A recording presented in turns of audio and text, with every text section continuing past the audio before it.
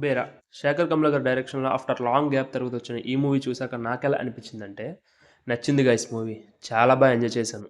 Refreshing story line and refreshing విజువల్స్‌తో ఈ మధ్య కాలంలో ది బెస్ట్ థియేట్రికల్ ఎక్స్‌పీరియన్స్ అని చెప్పుకోవచ్చు. ఎస్పెషల్లీ ధనుష్ గారి ఎక్స్‌పీరియన్స్ అయితే పీక్ లెవెల్ ఉంది. మోర్ ఓవర్ మూవీ ఓపెనింగ్‌తోనే ధనుష్ గారి ఇంట్రడక్షన్ సీన్ ఒకటి ఉంటుంది. అతను బెగ్గర్‌గా చేయడమే ఒక ఎత్తు అనుకుంటే, ఆ సీన్‌కి ఒప్పుకోవడం ఇంకొక ఎత్తు అని చెప్పుకోవచ్చు. లిటరల్లీ ఆ సీన్ చూసాక అందరూ చాలా సర్ప్రైజ్ అవుతారు. ప్లాట్ విషయానికొస్తే ఒక బిలియనేర్ చేయబోతున్న మనీ లాండరింగ్‌లో ఈ బెగ్గర్‌కి సంబంధం ఏమిటి? బెగ్గర్ కథలోకి వచ్చిన తర్వాత ఏమైంది? అసలు సీబీఐ ఆఫీసర్‌కి, బెగ్గర్‌కి సంబంధం ఏంటి? అనేది తెలుసుకోవాలంటే మీరు ఈ మూవీ ఖచ్చితంగా చూడాలి. First thing is first, Dhanush గారి యాక్టింగ్ గురించి మాట్లాడుకుందాం. లిటరల్లీ అతనైతే ఇటువంటి క్యారెక్టర్‌కి ఒప్పుకోవడమే గ్రేట్ అనుకుంటే, కొన్ని సీన్స్‌కి అయితే లిటరల్లీ ప్రాణం పెట్టేసాడు ఆయన. ఇంకా ఫస్ట్ హాఫ్ మొత్తం క్యారెక్టర్‌ని బిల్డ్ చేసుకుంటూ స్టోరీని మెల్లమెల్లగా ప్రోగ్రెషన్ చేస్తారు. అలా ఇంటర్వెల్‌కి ముందు ఒక 15 మినిట్స్ బ్లాక్అవుట్ ఉంటుంది. అదైతే ఎక్స్ట్రార్డినరీగా రాశారని చెప్పొచ్చు. వన్స్ సెకండ్ హాఫ్ స్టార్ట్ అయిన తర్వాత మూవీ జోనర్ అనేది కంప్లీట్‌గా మారిపోతుంది. ఒక సర్వైవల్ థ్రిల్లర్ టైప్‌లోకి వెళ్ళిపోతుంది.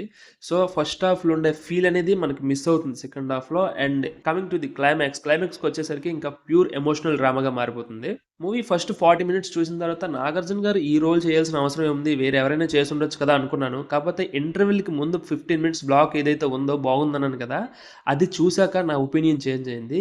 ఈ రోల్‌కి ఇతనైతే కరెక్ట్ అనిపించింది. Coming to the Rashmika Mandanna, తను కనిపించే పోర్షన్ అనేది చాలా తక్కువ మూవీలో. కాకపోతే ఆ తక్కువ పోర్షన్ కూడా చాలా బాగా రాసుకున్నారు director Shekhar Kammula garu. And music and background score by DSP Devi Sri Prasad garu. నిజంగా ది బిగ్గెస్ట్ ప్లస్ అని చెప్పుకోవచ్చు మూవీకి.